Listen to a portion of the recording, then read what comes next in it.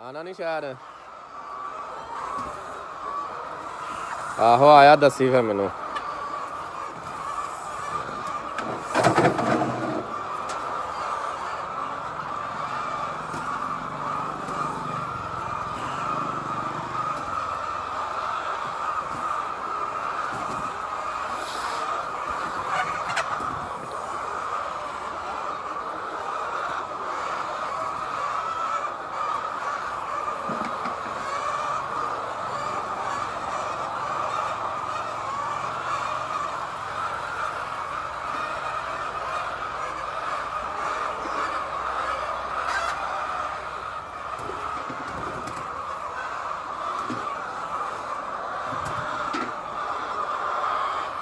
ਇਹਨੇ ਦੇ ਲਿਆ ਕਿ ਦਿੰਦੀ ਪਈ ਹੈ?